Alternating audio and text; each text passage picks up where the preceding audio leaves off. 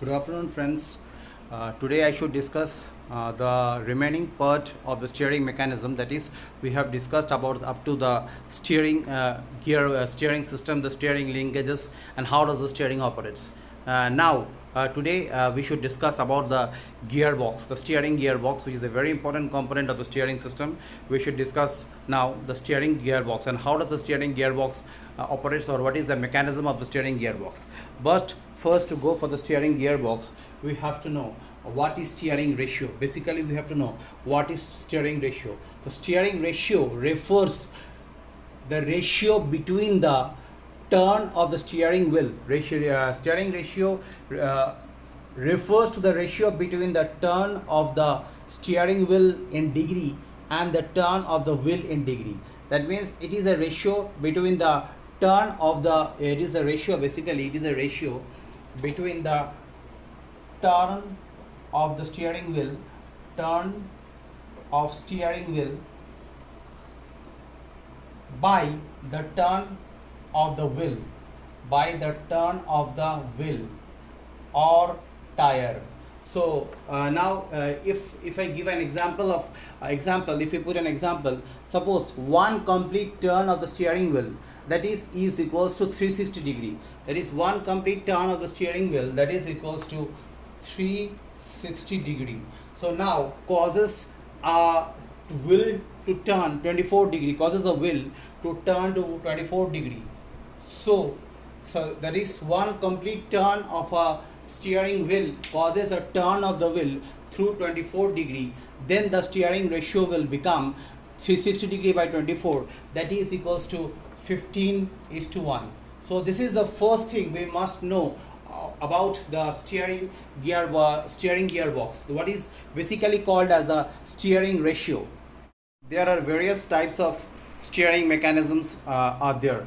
The first one is the rack and pinion type. The second one is the worm and wheel type. The third one is the worm and nut type. And the fourth one is the recirculating ball and nut steering gearbox. Now, how the motion takes place? The steering is moved, the steering wheel is moved, and from the steering wheel with the universal joint, it is connected with a pinion. Now, if what happens if the steering wheel moves in the clockwise direction? Now, if the steering wheel moves in the clockwise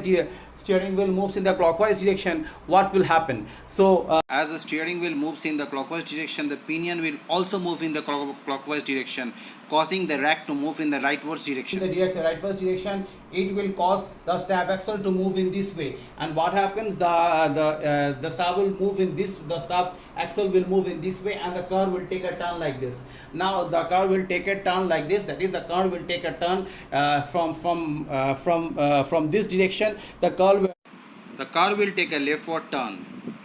When the wheel is moved in anti-clockwise direction, the pinion will also rotate in the anti-clockwise direction, which will cause the rack to move in the leftward direction.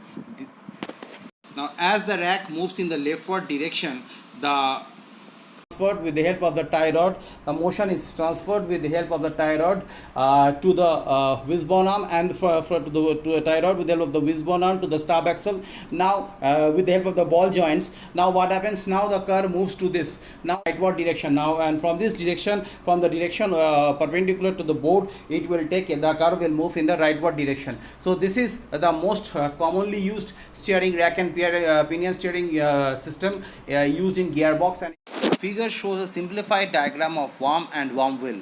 Now, the movement of the steering wheel turns the worm, which in turn drives the worm wheel. Attached to the wheel spindle rigidly is the drop arm, that is a long rod shown, so that rotation of the steering wheel corresponds to a linear motion of the drop arm end, which is connected to the link rod. The construction of a worm and nut type steering gearbox is shown. Here, as the steering wheel rotates the worm, which in turn moves the nut along its length.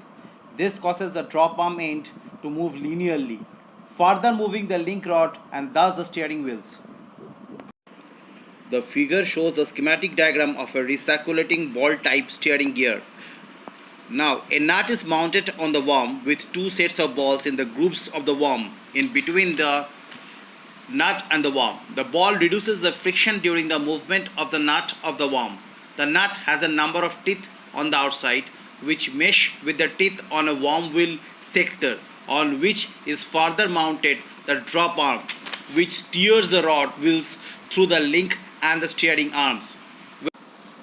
When the steering wheel is turned, the balls in the worm roll in the grooves and causes the nut to travel along the length of the worm. The balls, which are in two sets, are recirculated through the guide as shown in the figure.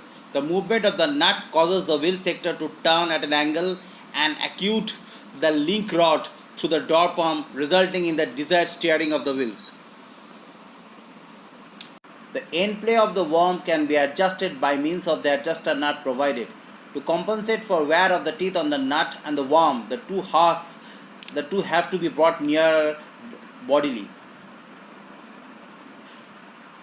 So I have discussed the majority of the gears used in the steering mechanism. So if you like my lecture, put a thumb up to it, and you can subscribe to my channel for more videos. Thank you.